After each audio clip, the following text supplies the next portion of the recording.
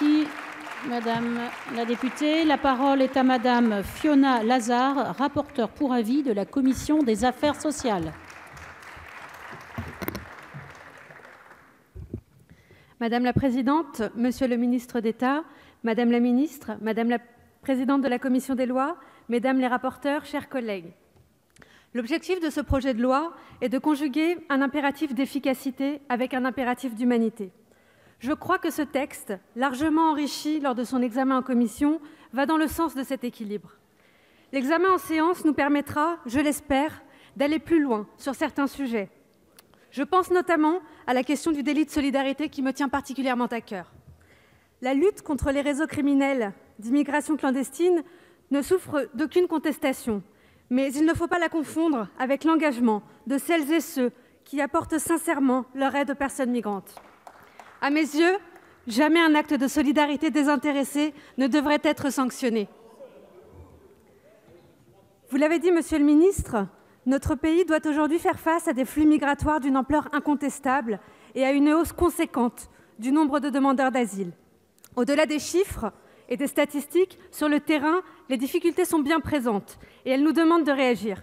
Je l'ai constaté largement en allant au contact des administrations et associations d'accueil, notamment dans mon département du Val-d'Oise. Le projet de loi présenté par le gouvernement vise à répondre de manière opérationnelle à ces défis, en renforçant l'efficacité de nos procédures, tout comme notre capacité à accueillir dans de bonnes conditions les étrangers qui ont vocation à être admis au séjour. Mais accueillir ne suffit pas. Le grand défi auquel nous devons aujourd'hui apporter des réponses, c'est celui de l'intégration. Cette nécessité d'une intégration réussie est évidemment un enjeu de cohésion sociale. Mais je suis convaincue que c'est également une véritable opportunité. Les étrangers qui arrivent aujourd'hui en France, leurs talents, leurs compétences, leur histoire, sont pour notre société une richesse. À nous de savoir les valoriser. Au-delà du présent projet de loi, je connais l'engagement du gouvernement sur cette problématique de l'intégration. Engagement nourri par le rapport qui vous a été remis, Monsieur le ministre d'État, par notre collègue Aurélien Taché. La nomination d'un délégué interministériel à l'intégration des réfugiés, en la personne d'Alain Régnier, facilitera la concrétisation et le suivi de ces propositions dont je veux saluer l'ambition.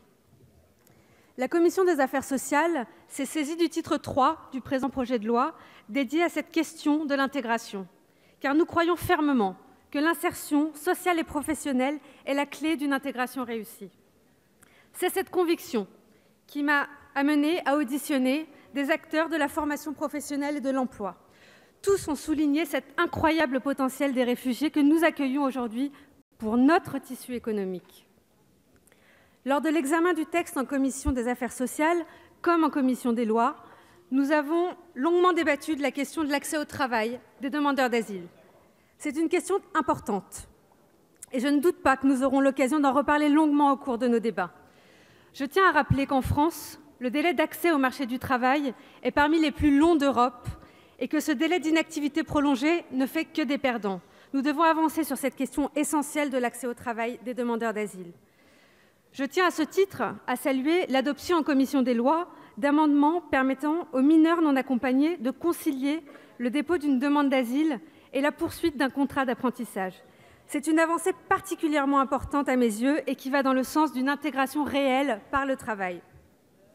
Monsieur le ministre d'État, j'ai bien entendu que Monsieur le Premier ministre travaillait depuis plusieurs mois avec l'Association des départements de France sur la question des mineurs non accompagnés. C'est un chantier prioritaire.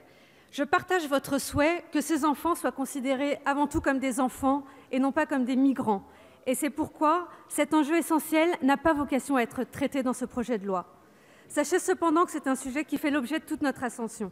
Il me paraît à ce titre essentiel d'engager une réflexion sur l'accompagnement des mineurs isolés, et notamment sur les ruptures de parcours qui peuvent être induites par leur passage à la majorité. Si notre commission des affaires sociales s'est montrée particulièrement attentive à la question de l'insertion professionnelle, un autre sujet a fait l'objet de nombreuses discussions lors de l'examen du texte en commission, celui de la protection des migrants les plus vulnérables. Je sais que cette préoccupation est largement partagée sur ces bancs et je me réjouis de l'adoption par la commission des lois d'amendements qui visent à mieux protéger les femmes migrantes victimes de violences conjugales, à exclure de la liste des pays d'origine sûrs ceux qui pénalisent ou criminalisent l'homosexualité, à examiner la situation personnelle et la vulnérabilité des personnes, notamment en situation de handicap, avant tout placement en rétention ou lors d'un refus d'entrée en France. Ces avancées, il faut les saluer. Et je suis convaincue que l'examen en séance nous permettra d'aller plus loin pour garantir une immigration maîtrisée, un droit d'asile effectif et une intégration réussie. Je vous remercie. Merci